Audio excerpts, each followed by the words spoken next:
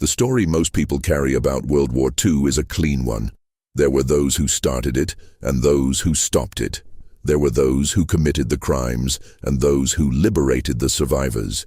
That version of events is not entirely wrong, but it is incomplete in ways that matter, and the parts that are missing are not missing by accident.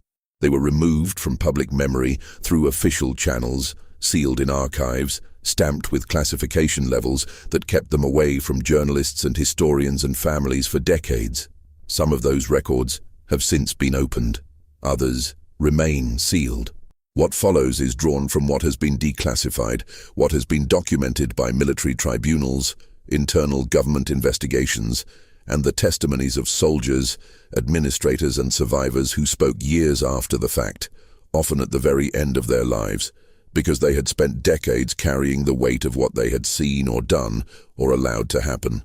World War II was the largest organized human undertaking in recorded history. 60 to 80 million people died, depending on the methodology used to count. It involved the governments of nearly every nation on Earth.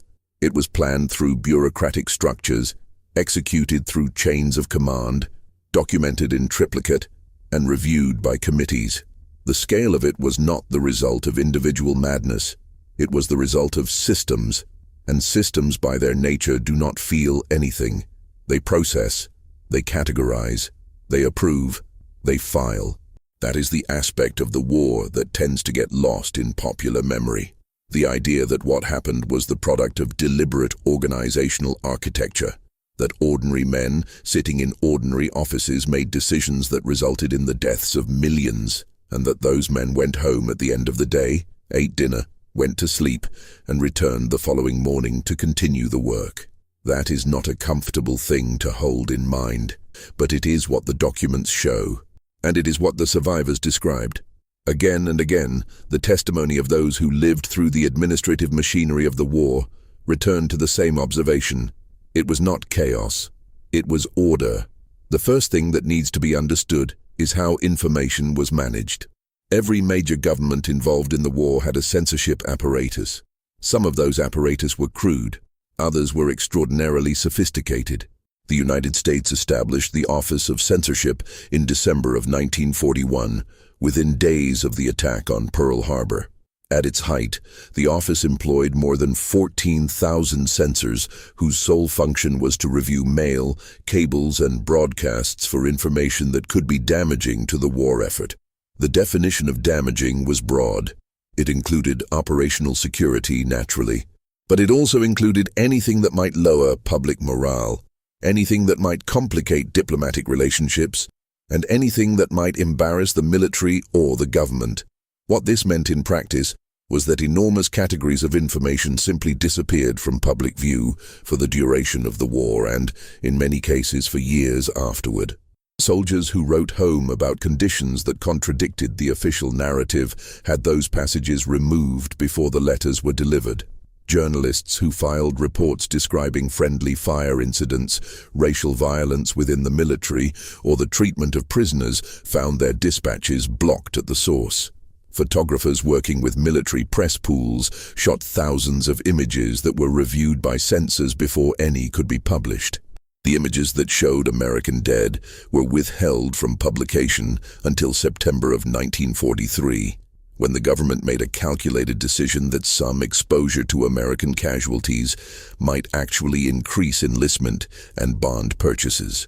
Until that point, the official position was that the American public should not see its own dead. This was not a secret policy.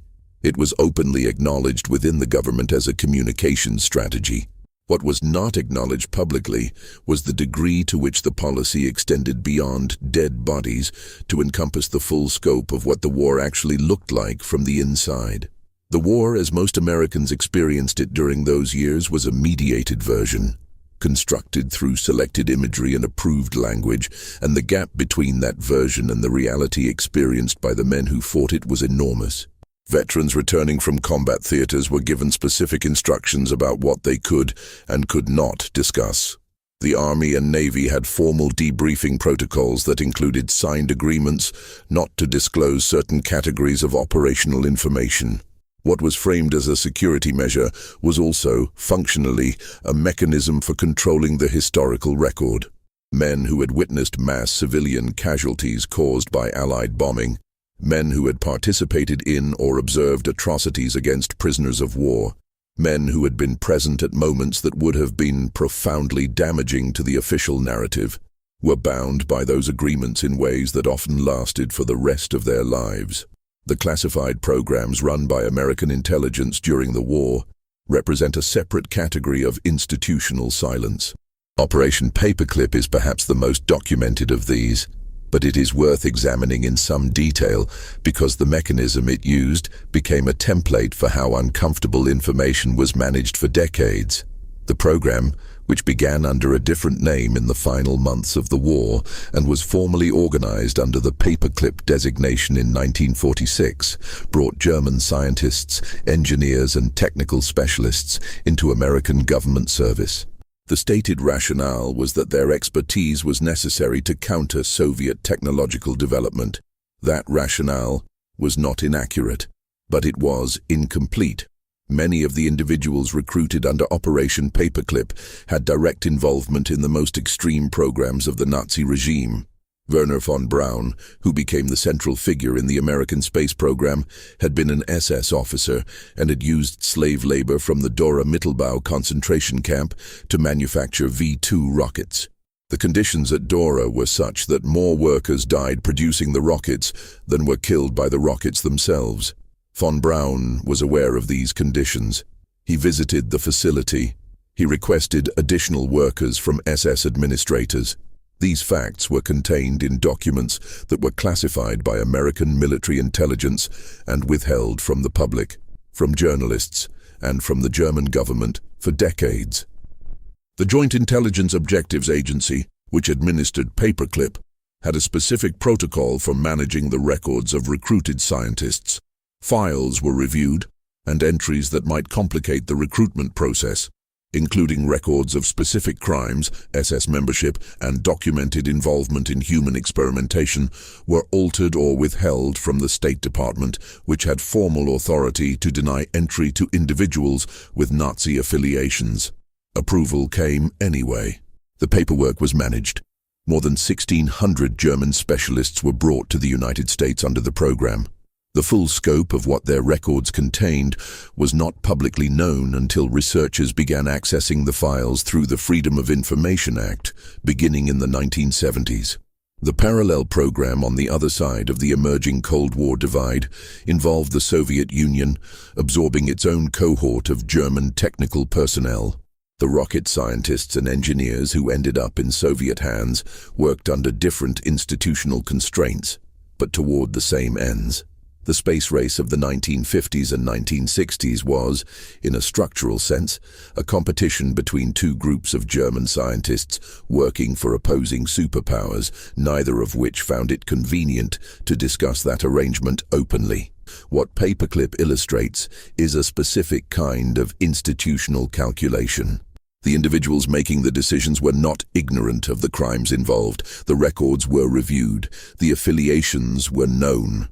The decision was made at a level of government that had the authority to make it, that the strategic value of the individuals outweighed whatever other considerations might apply. That decision was then bureaucratically insulated from public review. The files were classified. The names were changed in some cases. The backgrounds were sanitized. The work continued. This pattern of institutional knowledge paired with institutional silence appears repeatedly throughout the classified record of the war. It was not unique to the United States. The British government ran parallel programs of its own. The French intelligence services absorbed German personnel in substantial numbers. The mechanisms differed, but the underlying logic was consistent. The war had produced people with expertise that the post-war world found useful, and the question of how they had acquired that expertise was subordinated to the question of what they could produce.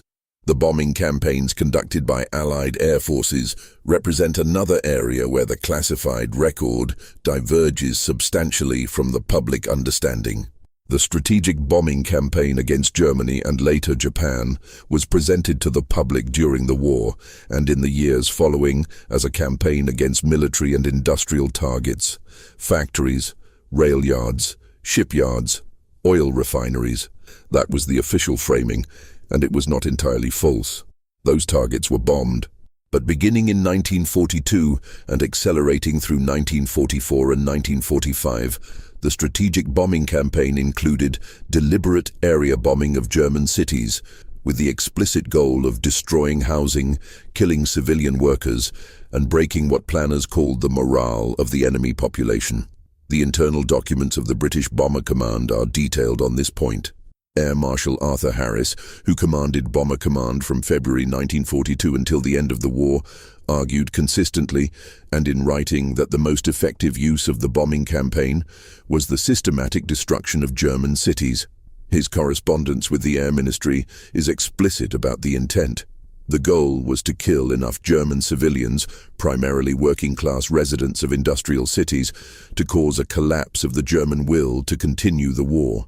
That goal was pursued through a methodology known as area bombing, which involved dropping a combination of high-explosive bombs to destroy buildings and incendiary bombs to start fires, timed so that the initial blast damage would prevent fire suppression.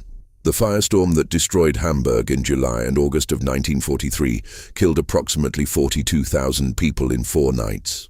The firestorm at Dresden in February 1945 killed somewhere between 22,000 and 25,000 people, based on post-reunification research using German civil registration records, though estimates in earlier decades ran much higher. The firestorm raids on Tokyo in March 1945 killed approximately 80,000 to 100,000 people in a single night. These were not accidents. They were the intended result of a deliberate targeting methodology that had been developed, refined, and approved through official channels. The internal debate within the Allied governments about the ethics of area bombing was real, and it produced documents that were classified or otherwise kept from public view for decades. Some senior figures in the American government expressed discomfort with the methodology. Henry Stimson, the Secretary of War, wrote in his diary about his concerns regarding the Tokyo raids. Winston Churchill, in the aftermath of the Dresden bombing, sent a memo to Harris and to the Chiefs of Staff questioning whether the campaign had gone beyond what could be defended in terms of military necessity. That memo was quietly reclassified after the war because its public release would have undermined the official narrative that the bombing campaign had been conducted in strict accordance with military necessity. The reclassification of Churchill's Dresden memo is a small example of a much larger process. As the war ended and the prosecution of German war crimes began at Nuremberg and in subsequent proceedings, there was a specific institutional interest in maintaining a clear distinction between German methods and Allied methods. The internal records that complicated that distinction were managed accordingly. Some were destroyed, some were reclassified, some were simply withheld from the researchers and historians who were building the official histories. The effect, over decades, was a public understanding of the bombing campaign that emphasized the precision and military necessity and substantially downplayed the deliberate civilian targeting that the internal documents describe. The treatment of Japanese Americans during the war represents a different category of institutional decision, one that was openly executed, but whose full administrative record was sealed for decades. The forced removal and incarceration of approximately 120,000 people of Japanese ancestry from the west coast of the United States, authorized by Executive Order 9266 in February 1942, was public knowledge. The existence of the camps was reported in the press. The government did not deny that the incarceration was occurring. What was managed through classification and institutional silence was the internal record of how the decision was made, and what the government's own analysts had concluded about its necessity. The intelligence assessments that informed the incarceration decision were classified. Those assessments, which were produced by the Federal Bureau of Investigation and by the Office of Naval Intelligence, among others, consistently found that Japanese Americans did not represent a significant internal security threat. J. Edgar Hoover, who was not known for an excess of civil libertarian concern, opposed the mass incarceration on the grounds that it was unnecessary from a security standpoint. His opposition was documented in internal memoranda that were not made available to the courts that reviewed the constitutionality of the incarceration during the war. The Supreme Court, in Korematsu v. United States in 1944, upheld the constitutionality of the exclusion orders based in part on government representations about military necessity. The internal documents that contradicted those representations were withheld. Those documents became the basis, decades later, for a legal challenge that resulted in a federal court vacating the Korematsu conviction in 1983. The Coram Nobis petition that brought the case used declassified government documents to demonstrate that the original prosecution had been based on knowing suppression of evidence. A formal commission, established by Congress in 1980, had access to the classified record and concluded in its 1983 report that the incarceration had been the product of race prejudice, war hysteria, and a failure of political leadership rather than genuine military necessity. That finding used language that the wartime government's own internal documents supported, but that had been kept from view through classification for 40 years. The conduct of military operations in the Pacific Theater involved categories of violence that were documented internally, but systematically excluded from public accounts for decades.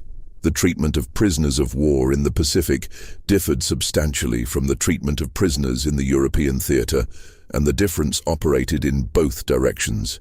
Japanese treatment of Allied prisoners was documented extensively at war crimes trials. American and Allied treatment of Japanese prisoners was documented internally, but managed carefully in terms of what reached the public record. The practice of taking no prisoners in certain combat situations was widespread in the Pacific and was documented in after-action reports, letters home, and oral testimony gathered by military historians.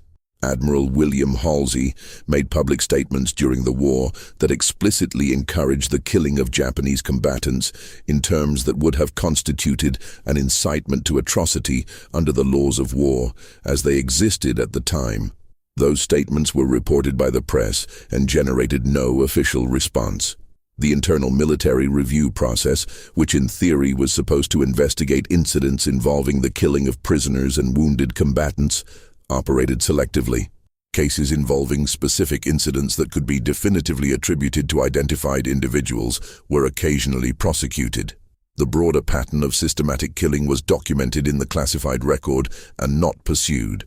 The practice of collecting body parts from Japanese dead as souvenirs was documented in military records, reported by journalists embedded with combat units, and acknowledged in internal military communications as a disciplinary problem. Life magazine published a photograph in 1944 of a young woman writing a letter beside a Japanese skull that her boyfriend had sent from the Pacific, and the photograph generated letters to the editor, but no official action. An internal Navy investigation concluded that the practice was widespread and recommended formal prohibition with enforcement, and the recommendation produced a formal prohibition that was not enforced in any systematic way. The gap between the formal policy and the operational reality was documented internally and not disclosed publicly. The question of biological and chemical weapons represents one of the most extensively classified areas of the war's record.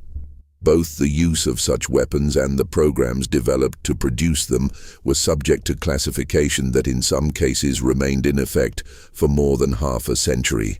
The Japanese biological warfare program, centered on Unit 731 and its subordinate units, conducted experiments on prisoners that killed thousands of people and produced data on pathogen lethality, vectors of transmission, and weaponization methodology that had no equivalent in the existing scientific literature. American intelligence officials who arrived in Japan in the immediate aftermath of the war made contact with the surviving leadership of Unit 731 beginning in late 1945. The negotiations that followed resulted in an agreement under which the data produced by the program would be provided to American scientists in exchange for immunity from war crimes prosecution. The agreement was classified. The data was transferred. Shiro Ishii, who had commanded Unit 731, was not prosecuted. He lived until 1959. The other senior figures in the program were similarly protected. The classified record of what American intelligence knew about the program, when they knew it, and what terms were negotiated for the immunity arrangement was not publicly available until decades after the war. The parallel American biological weapons program, centered at Fort Detrick in Maryland, had its own classified history that intersected in specific ways with the Japanese program. American researchers at Fort Detrick had access to Japanese data beginning in the late 1940s. The extent to which that data influenced American weapons development was documented internally and not disclosed. The existence of the Fort Detrick program itself was publicly known in general terms, but the specific research being conducted, the pathogens being weaponized, and the testing methodologies being used were classified at levels that kept them from public view for decades. Chemical weapons presented a different set of classification challenges because the Allied powers had used them in the First World War and had produced and stockpiled them in substantial quantities during the Second World War. Even though chemical weapons were not used in the European or Pacific main theaters of operation, the British used mustard gas against Kurdish insurgents in Iraq in 1920, a fact that Winston Churchill defended in writing as appropriate and efficient. During the Second World War, both the British and American militaries maintained large stockpiles of chemical weapons and prepared detailed plans for their use if Germany initiated chemical warfare. Those plans included calculations about expected civilian casualties from chemical attacks on German cities. The specific incident that most directly demonstrates the gap between the classified record and public knowledge regarding chemical weapons is the disaster at Bari Harbor in southern Italy in December 1943. A German air raid on the harbor sank 17 Allied ships, including the John Harvey, an American Liberty ship that was secretly carrying a cargo of mustard gas bombs. The resulting explosion and subsequent contamination of the harbor water killed approximately 1,000 military personnel and an unknown number of civilians.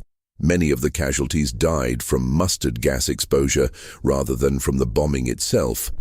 But the presence of the chemical weapon cargo was classified, and the true cause of death was withheld from the medical personnel treating the survivors and from the families of those who died.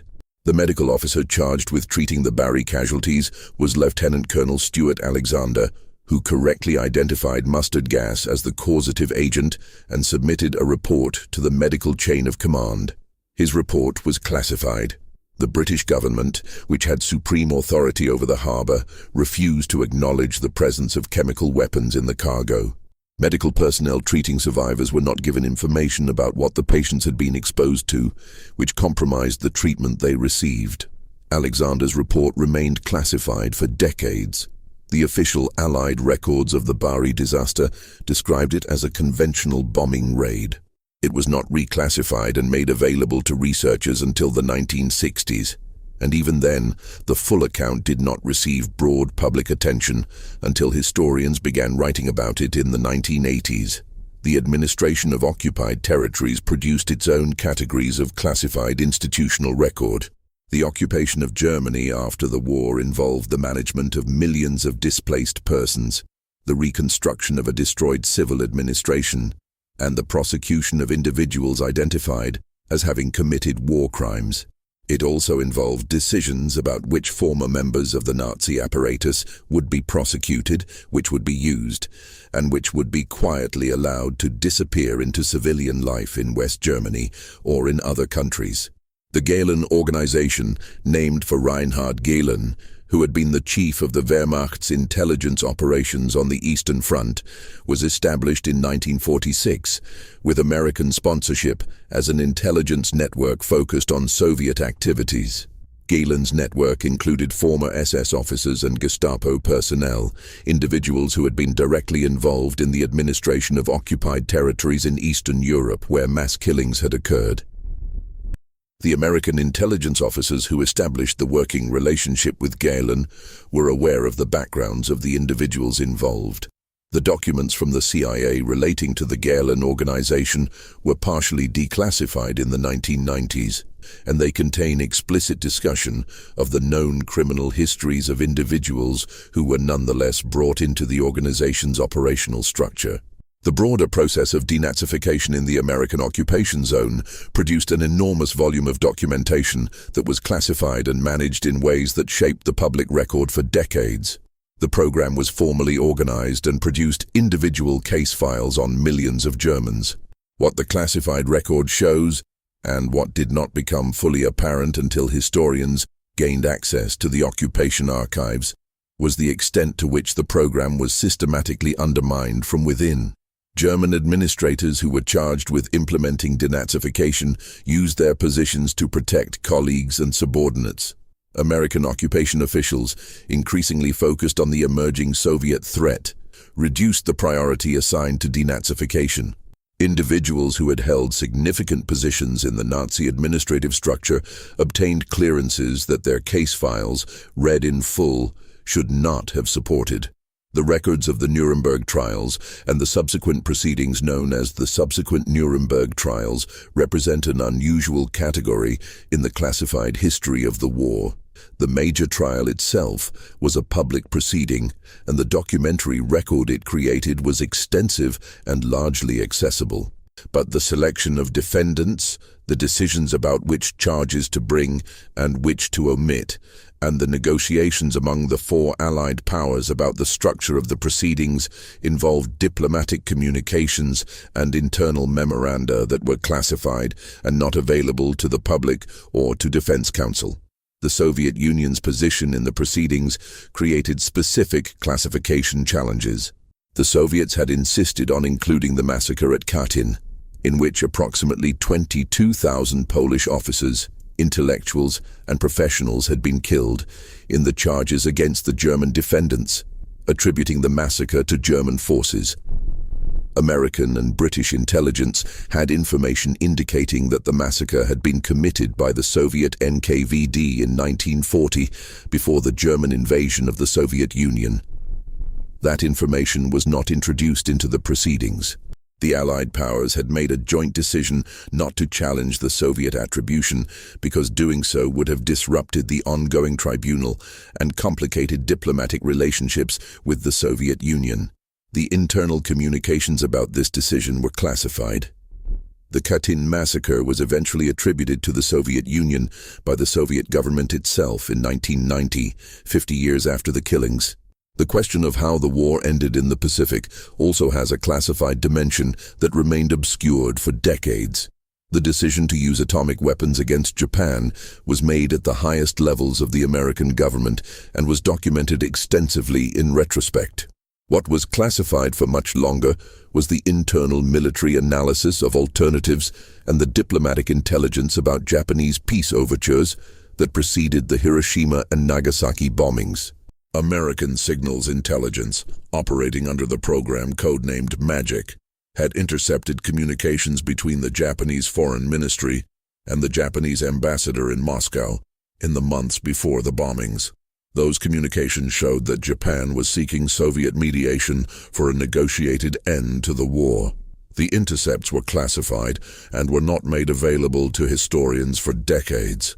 The significance of the intercepts was not that they definitively showed Japan was on the verge of surrender, a claim that remains historically contested. Their significance is that they document the existence of a Japanese diplomatic effort toward ending the war that was known to American decision-makers before the bombings, and that was not publicly disclosed when the decision to use the weapons was defended and explained. The classified diplomatic record provided a fuller picture of the decision-making context than the public account presented. Historians who gained access to the intercepts beginning in the 1970s found that they complicated, without definitively resolving, the question of whether the bombings were necessary to end the war without an invasion. The firebombing campaign that preceded the atomic bombings had already killed more people than either atomic bomb. The fire raid of March 9 and 10, 1945, killed more people in Tokyo in a single night than either Hiroshima or Nagasaki. That fact was documented and known within the military and the government during the war. The decision to use atomic weapons was made against a backdrop in which incendiary destruction of Japanese cities had already killed hundreds of thousands of civilians. The atomic bombings were, in terms of the immediate casualty count, not categorically different from what conventional bombing had already been producing. The difference was the efficiency, a single aircraft, a single weapon, and the specific effects of radiation, which produced casualties and deaths extending weeks and months beyond the initial blast. The medical documentation of radiation effects at Hiroshima and Nagasaki was classified by American occupation authorities and remained classified for years. Japanese physicians who had treated survivors and documented their observations were required to submit their records to occupation authorities and were prohibited from publishing their findings. An American-led atomic bomb casualty commission was established in 1946 to study the long-term health effects of radiation exposure, but its mandate explicitly excluded providing medical treatment to survivors. The commission studied the populations of Hiroshima and Nagasaki without providing treatment, a decision that survivors and Japanese physicians documented and criticized extensively in communications that were classified or otherwise suppressed by occupation censorship. The censorship imposed by the Allied occupation of Japan extended to coverage of the atomic bombings in the Japanese press and in academic publications.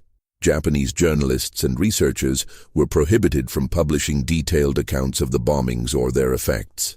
An Australian journalist named Wilfred Burchett filed the first eyewitness account of Hiroshima from the ground level, describing radiation sickness in survivors, and his dispatch was published in the Daily Express in September 1945.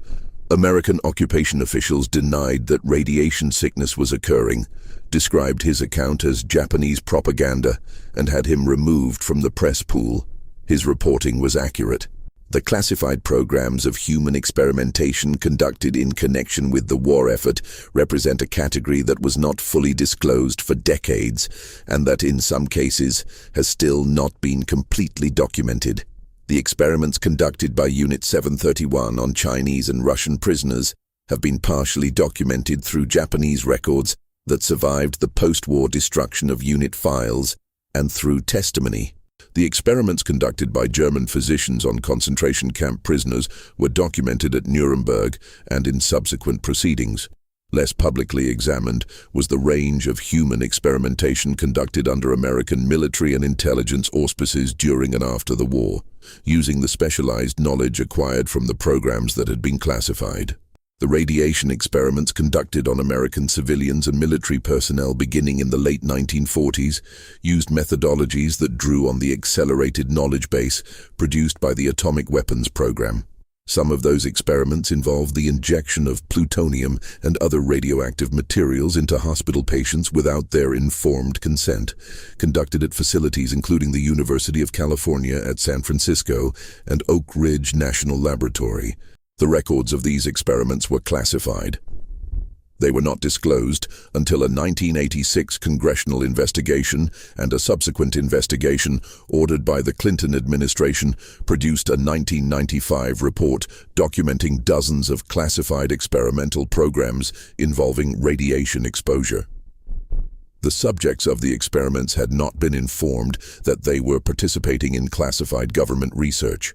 The intersection of the wartime and post-war classified programs with American domestic research institutions, universities, and private companies was extensive and was documented in ways that were not available to the public for decades. The National Security Act of 1947, which reorganized the American national security apparatus and created the CIA, also created the institutional framework within which the classified programs of the war could be extended, absorbed, and built upon in ways that were insulated from congressional oversight and public accountability. The intelligence community that the war had built became in peacetime an institution with its own bureaucratic interests in maintaining the classification systems that had been established. The specific programs that ran under CIA auspices in the years following the war, drawing on personnel and methodologies that had been developed in the wartime classified programs, are documented in the Church Committee hearings of the mid-1970s and in subsequent releases of classified material. What they show is a continuous institutional thread running from the wartime programs through the early Cold War period, in which the extraordinary powers and exemptions from accountability that had been justified by the emergency of the war were normalized into permanent institutional arrangements. The experience of soldiers who participated in specific classified programs during the war and were subsequently denied access to their own service records represents a different dimension of institutional silence. Veterans who had been exposed to chemical or biological agents during testing programs, veterans who had participated in classified operations, and veterans who had witnessed events that were classified as part of ongoing intelligence programs found, when they sought medical treatment or disability compensation, that the relevant portions of their service records were unavailable. In some cases, the records had been classified at levels that prevented the veterans themselves from accessing them. In other cases, the records had been destroyed. The Veterans Administration, which processed disability claims, was not cleared to receive information about classified programs and therefore could not credit the specific exposures and events that veterans described when those events were classified. This created a specific institutional trap. Veterans who had been exposed to agents or conditions that caused long-term health problems and whose exposure was documented in classified records could not access those records to support their disability claims. The records that would have documented their conditions were held by agencies that did not share information with the Veterans Administration, and the Veterans Administration processed claims on the basis of the documentation it had, which was incomplete by design. This pattern was documented in congressional investigations beginning in the 1970s and was not fully acknowledged or addressed until decades after most of the affected veterans had died. The racial structure of the American military during the war was documented extensively and was in no sense secret, but the specific mechanisms by which that structure was enforced and the consequences for the individuals subjected to it were managed through classification and institutional suppression in ways that shaped the public record for decades. The military remained formally segregated throughout the war. African American soldiers served in separate units, were commanded disproportionately by white officers, were assigned disproportionately to labor and support functions, and were subject to a military justice system that applied different standards on the basis of race in ways that were documented internally and managed to minimize their visibility in the public record. The military justice records from World War II show a pattern of racial disparity in courts-martial, conviction rates, and sentencing that historians identified when the records became available. African American soldiers were court-martialed at higher rates than white soldiers, were convicted at higher rates, and received harsher sentences for equivalent offenses. The internal military reviews of these disparities acknowledged the pattern in some cases and recommended reforms that were not implemented. The records of these reviews were classified or otherwise withheld from public access in ways that prevented the pattern from being documented publicly until decades after the war. The Port Chicago Mutiny of 1944, in which more than 200 African-American naval workers refused to return to loading ammunition after an explosion killed 320 of their colleagues, resulted in a court-martial proceeding that convicted 50 men of mutiny and sentenced them to prison terms. The internal record of the case documented the conditions under which black workers had been required to load ammunition, the differential between those conditions and the conditions under which white workers operated, and the specific safety failures that had led to the explosion. The internal review concluded that the conditions were unsafe and that the differential treatment of black workers was a contributing factor in the disaster. Those findings were classified. The public proceeding focused on the refusal to work rather than on the conditions that produced it. The experience of women who served in military support roles during the war was documented in official records that were classified or otherwise withheld in ways that shaped the public understanding of their contributions for decades. The Women's Army Corps, the Women Air Force Service Pilots, the Navy Waves, and the Marine Corps Women's Reserve all generated official records that documented their operational roles, their performance evaluations, and the specific circumstances of their service. Some of those records were classified. Others were simply not preserved with the same institutional care as the records of male service members. The Women Air Force Service Pilots, who flew military aircraft in non-combat roles including ferrying aircraft from factories to bases, testing repaired aircraft, and towing targets for gunnery training, were denied military status during the war and did not receive veterans' benefits until 1977. The records documenting their service and the decisions that had excluded them from military status were available, but not prioritized in the official history until the campaign for recognition brought renewed attention to the archival record. The specific experiences of WASP pilots who died in the line of duty were managed through a classification of their status that had direct practical consequences. When WASP pilots died, their families received no military death benefits and no military funeral honors. The government did not pay to transport the bodies home. Colleagues who wanted to provide military honors at funerals did so informally and without official sanction. This was not a secret policy.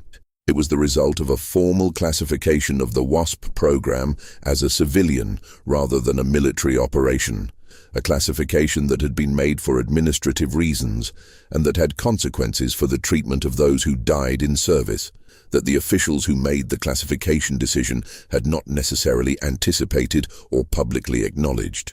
The conduct of Allied forces in the liberation of Western Europe involved episodes of violence against civilians that were documented in internal military records and largely absent from the public account of the liberation. The liberation of France, which is remembered in public memory primarily through imagery of cheering crowds and Allied soldiers, involved in some areas systematic violence against French civilians who were suspected of collaboration. Violence that was not confined to the summary execution of confirmed collaborators, but that extended to acts of revenge and score settling that killed individuals against whom the evidence was ambiguous or non-existent. The French internal security forces, the Forces Françaises de l'Intérieur, conducted operations in the period between liberation and the restoration of legal order, in which thousands of people were killed in what historians have described as the épuration sauvage, the Wild Purge. American military records from that period document some of these events, but were not made available to historians until decades later. The specific question of sexual violence committed by Allied forces during the liberation and occupation of Europe was documented in military police records, medical records, and internal reports that were classified and have been the subject of ongoing historical research since the 1990s. The rape of civilians by soldiers of all the major combatant powers was widespread and was documented internally. The German military documented rape by its own forces and by forces under its command on the Eastern Front in ways that show institutional awareness of the practice. The Red Army's conduct in Germany in 1945 resulted in a scale of sexual violence that Soviet archives, opened partially after 1991, have allowed historians to begin documenting, though the full record remains incomplete. American military records from France and Germany document rape by American soldiers in ways that were classified and not publicly disclosed for decades. Historian Mary Louise Roberts used declassified military records in research published in the 2010s to document systematic sexual violence by American soldiers in liberated France that had been documented by French officials and American military police and had been the subject of internal military correspondence that was not part of the public historical record. The internal military response to documented cases was inconsistent. In some cases, soldiers were tried and convicted. In other cases, complaints were not pursued. The racial dimension of the military justice response was documented. Black soldiers were prosecuted and executed for rape at rates that did not correspond to the demographic distribution of complaints. The treatment of German prisoners of war in American captivity in the final months of the war and the immediate post-war period involves a category of documented events that was subject to classification and institutional management for decades. The Geneva Conventions of 1929 governed the treatment of prisoners of war and imposed specific obligations on holding powers regarding food, shelter, medical care, and labor. The handling of German prisoners in the period following the German surrender in May 1945 was complicated by the sheer scale of the prisoner population, which in the American zone alone numbered in the millions at its peak, and by the decision to reclassify German prisoners as disarmed enemy forces rather than prisoners of war, a reclassification that was documented in internal military communications and was designed, at least in part, to reduce the legal obligations of the holding power under the Geneva Conventions.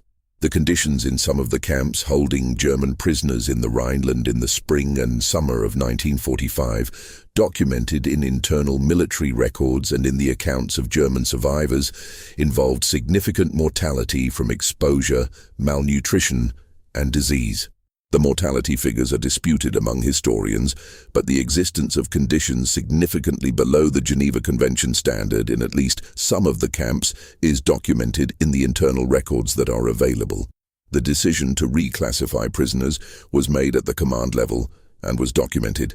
The conditions that resulted were reported through the military inspection and medical chain and were addressed unevenly. The full record was classified and was not available to historians until decades after the war. The German government did not press the issue formally in the post-war period for reasons that had to do with the broader politics of German reintegration into the Western Alliance. The role of neutral countries in the economic structure of the war has its own classified dimension that was not fully examined publicly until the 1990s. When several national governments commissioned historical investigations that had access to previously restricted archives. Switzerland's position as a financial intermediary for Germany throughout the war, including the handling of gold that had been looted from occupied countries and from the personal assets of concentration camp victims, was documented in Swiss banking records and in records of the Bank for International Settlements, the Basel-based institution through which international financial transactions among belligerent and neutral countries continued during the war. The full scope of these transactions was not documented publicly until the Bergier Commission, established by the Swiss government in 1996, produced its report using previously classified records from Swiss federal archives and private banks.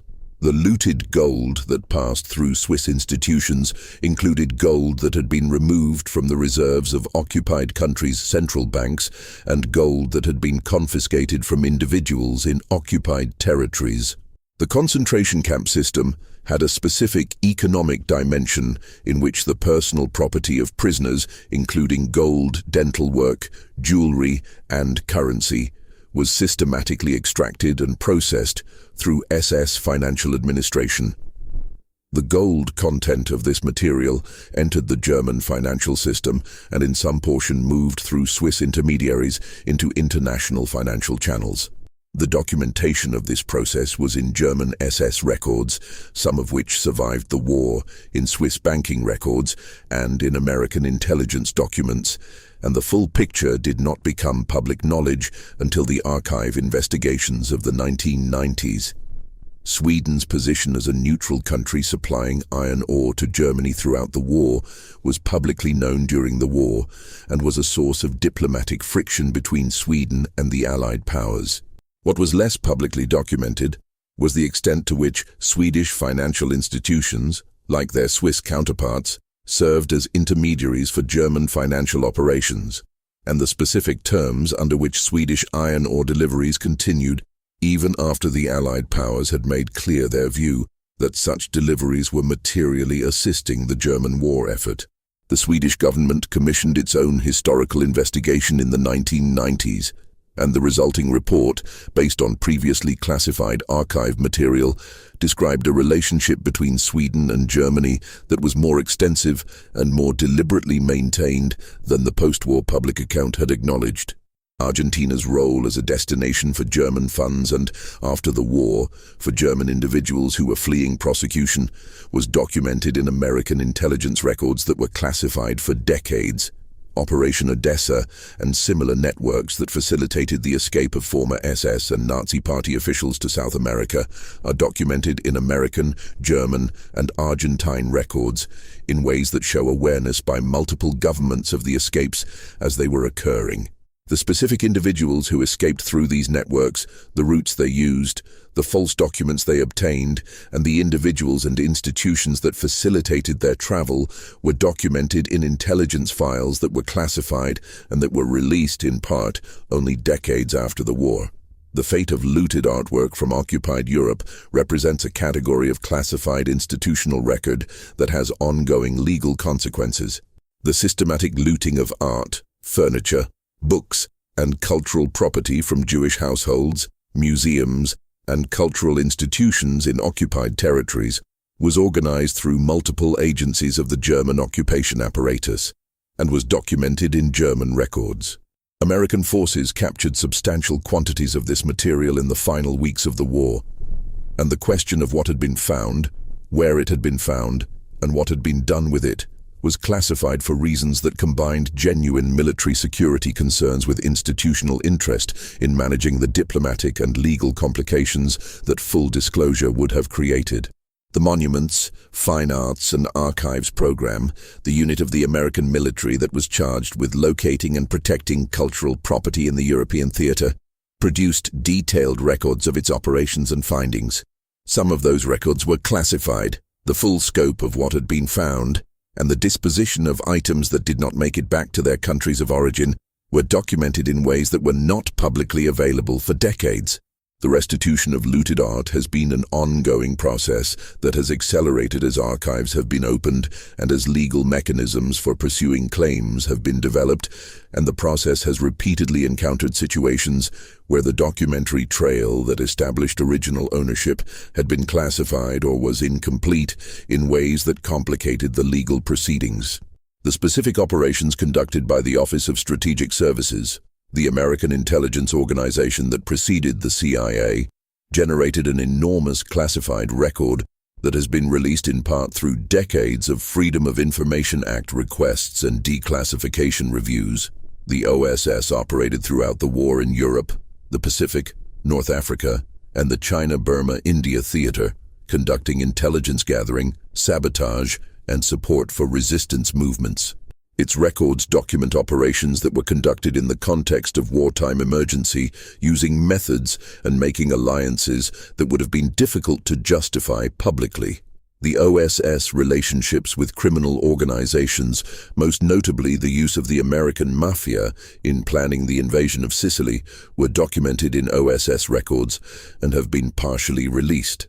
The specific arrangements that were made with organized crime figures, the intelligence that was exchanged, and the practical assistance that was provided to the invasion planning were documented in ways that show institutional awareness and deliberate choice at the command level. The decision to use organized crime connections was made because the Mafia had operational knowledge of Sicily and had organized crime connections that provided intelligence access. It was a calculation of practical utility, and it was documented as such. The OSS records also document operations conducted in occupied countries that involved alliances with political factions and resistance groups that had their own histories of violence and their own post-war political agendas. The support provided to various resistance movements in France, Yugoslavia, Greece, and elsewhere was documented in operational cables and after-action reports that were classified and have been released over decades of declassification. What those records show, taken together, is an American intelligence organization making operational decisions in the context of an ongoing war that had consequences for the post-war political situations in the relevant countries, consequences that were not always foreseen or intended, but that were sometimes documented in internal analyses as anticipated outcomes. Yugoslavia presents a specific case in which classified OSS and British intelligence records document the deliberate decision to shift support from the Chetnik resistance under Dragoljub Mihailović to the partisan resistance under Josip Broz Tito in 1943, based on intelligence assessments of which organization was more effectively fighting the German occupation. The internal records of this decision, which was made at the highest levels of both the American and British governments, document the political analysis of what a Tito victory would mean for post-war Yugoslavia. The decision to support Tito was made with awareness that it was supporting a communist-led movement.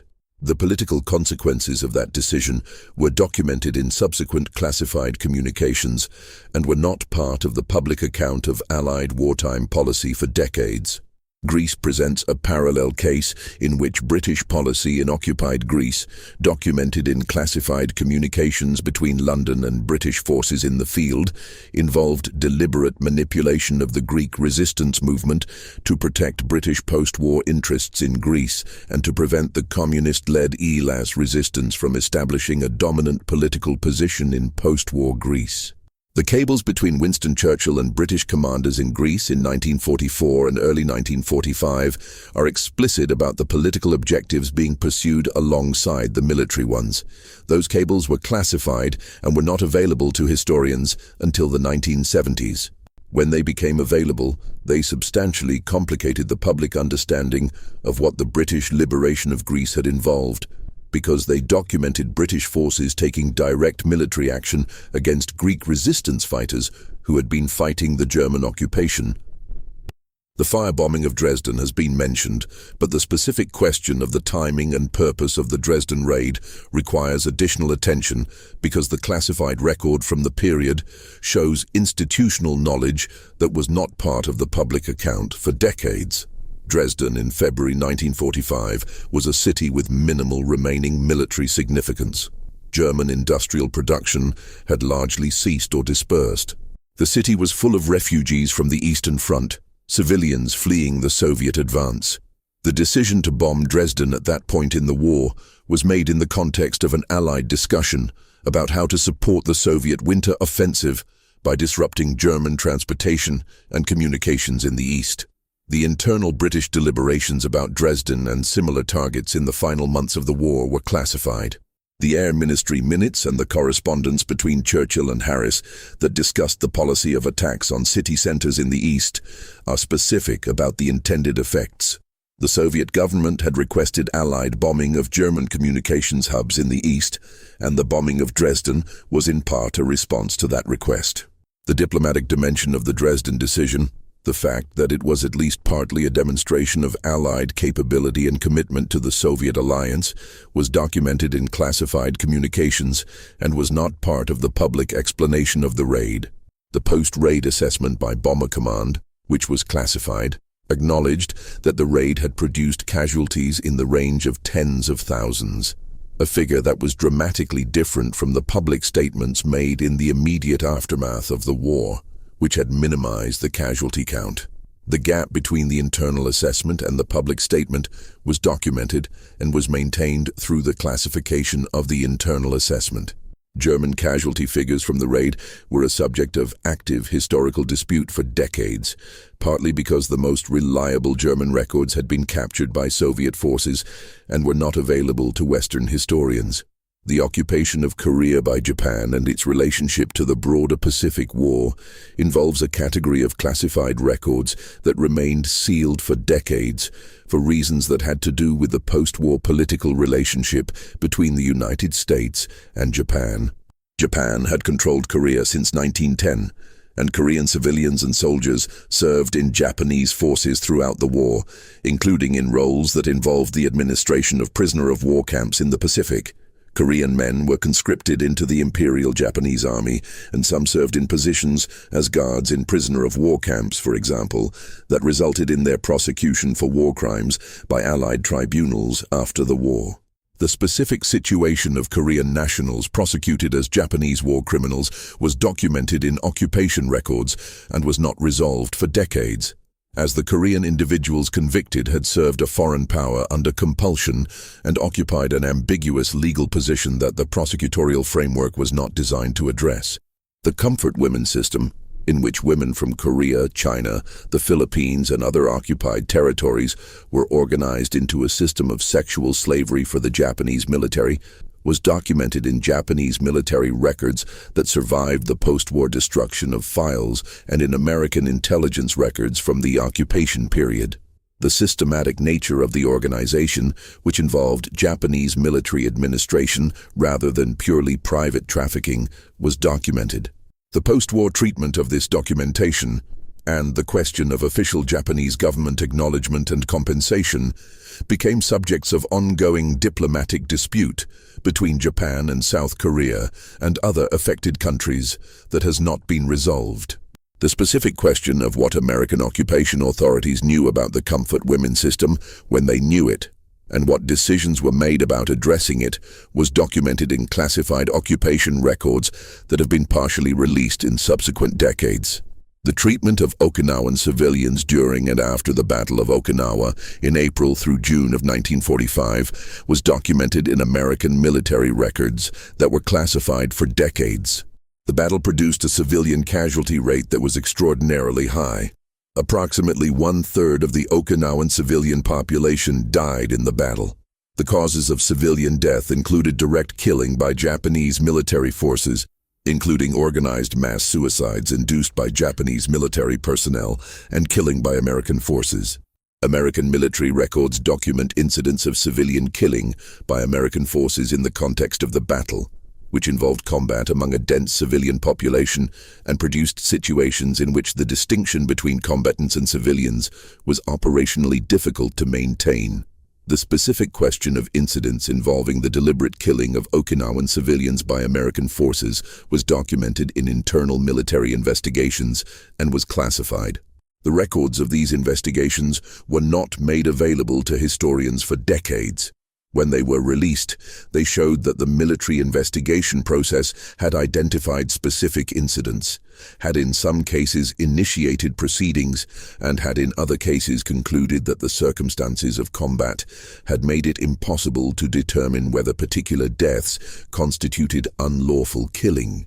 The distinction between the official classification of events and the factual record of what occurred was preserved in the classified documents in ways that were not available for public examination. The intelligence relationship between American and British intelligence services and the German military on the Eastern Front involved a specific category of classified material that has been partially released and that demonstrates the degree to which the Allied powers were making ongoing calculations about German military performance and German military leadership throughout the war that diverged substantially from the official public position.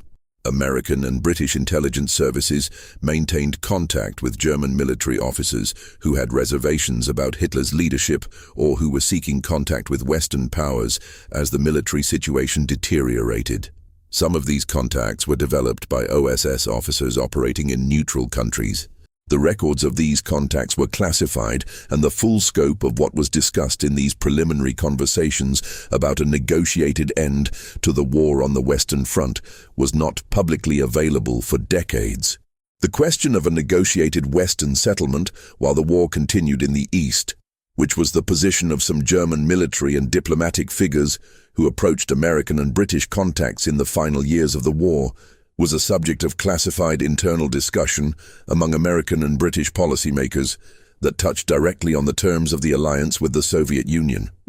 The decisions made about these approaches, the communications from the American and British side that declined to pursue a Western settlement, and the specific terms of the discussions were documented in classified diplomatic cables and internal intelligence assessments. When these records were released, they documented a more active and considered American and British engagement with these approaches than the public account had suggested, an engagement that concluded with a decision to maintain Allied unity, but that involved deliberations that were not part of the public record at the time. The firebombing campaign in Japan that preceded the atomic bombings involved a level of deliberate civilian targeting that was operationally indistinguishable from the area bombing campaign in Germany. General Curtis LeMay, who commanded the strategic bombing campaign against Japan, was explicit in his internal communications about the methodology and intent. The napalm-based incendiary bombing was designed to burn Japanese cities, which were characterized by wooden construction. The targeting methodology used population density as a selection criterion for the incendiary raids. LeMay's internal communications and the planning documents for the incendiary campaign were classified and were not fully available to historians for decades. LeMay himself said in later interviews that if the United States had lost the war, he would have been prosecuted as a war criminal for the bombing campaign. That statement was made in the post-war period when the bombing campaign was publicly known. What remained classified was the internal planning record that showed the deliberateness and systematicity of the campaign. The testing of nuclear weapons in the Pacific following the war, in Operations Crossroads in 1946, and subsequent tests, involved the use of the Marshall Islands as a test site following the displacement of the Marshallese population from Bikini Atoll and subsequently from Enewetak Atoll. The American government informed the Bikini Atoll population that the tests were necessary for the good of mankind and for ending all world wars. The full record of the health and environmental consequences of the tests, the internal assessments of radiation contamination, and the decisions about when and whether to allow the population to return were classified for decades. The Marshallese were allowed to return to Bikini Atoll in 1968 on the basis of internal assessments that the island was safe.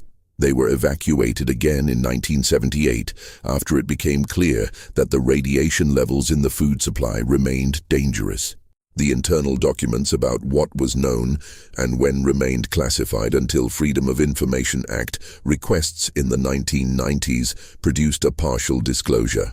The specific role of American corporations in the German war economy before and during the early years of the war, documented in records of the Office of Alien Property Custodian and in subsequent investigations, involves a category of institutional record that was subject to varying degrees of classification and suppression. American subsidiaries and business partners of German companies continued to operate and to maintain relationships with their German parent companies through the late 1930s and into the war period. The specific financial and operational relationships between American companies and German industrial firms that were part of the German war machine were documented in business records and government investigations, some of which were classified and some of which were simply not preserved or publicized. The specific individuals and companies involved were identified in government reports that received limited circulation and that were not made part of the public narrative of American corporate behavior during the war. Standard Oil's pre-war relationship with IG Farben, the German chemical conglomerate that produced Zyklon B and that used slave labor from Auschwitz, was documented in American government investigations and antitrust proceedings that were conducted during and after the war.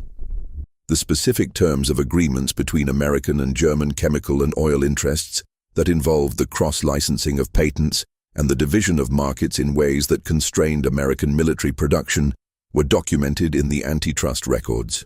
Senator Harry Truman's Special Committee investigating the National Defense Program, which produced a series of reports during the war, documented some of these relationships and their effects on American war production.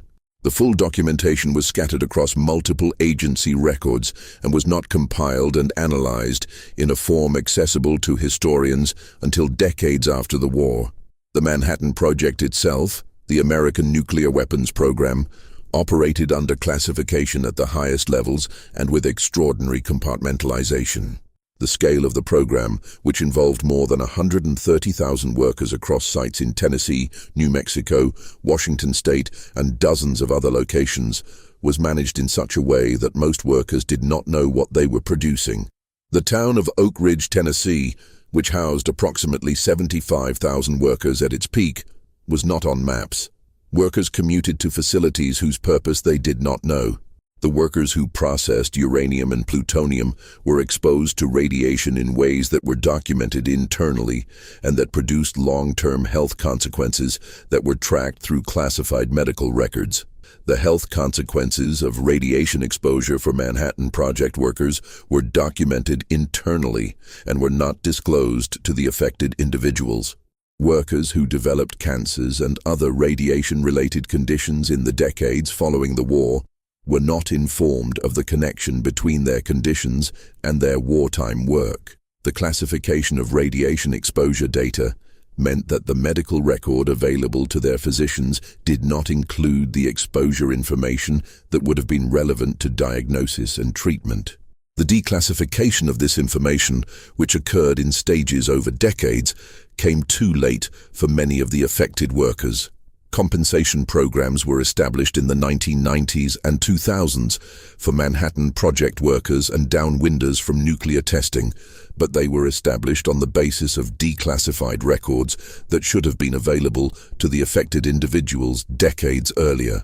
The war ended in September 1945 with the formal Japanese surrender. The Allied powers that had defeated Germany and Japan proceeded to build the international institutions, the United Nations, the Bretton Woods financial system, the General Agreement on Tariffs and Trade that would structure the post-war world. The Nuremberg Principles, establishing individual criminal responsibility for crimes against peace, war crimes, and crimes against humanity, were articulated and enshrined in international law. The Universal Declaration of Human Rights was adopted in 1948. These were the visible architecture of a post-war order that was officially committed to the prevention of another such war and to the protection of individual rights on a universal basis. The classified record shows a different architecture operating simultaneously. The intelligence services built during the war were institutionalized and expanded. The censorship and information management systems were adapted to peacetime purposes. The scientists and engineers recruited from defeated nations were integrated into national security programs. The legal frameworks that had nominally constrained wartime conduct were interpreted through classified legal opinions in ways that preserved the operational flexibility that wartime emergency had required. The individuals who had administered mass violence, if they had skills or knowledge that the post-war strategic environment made valuable, were assigned to new institutional homes. The records that documented the gap between official justification and operational reality were classified at levels that kept them from public view for decades, and in some cases indefinitely. The systems that had made the war possible, the bureaucratic structures, the institutional hierarchies, the classification mechanisms, the gap between public justification and operational practice, did not stop functioning when the shooting stopped. They were reorganized and continued. The forms changed.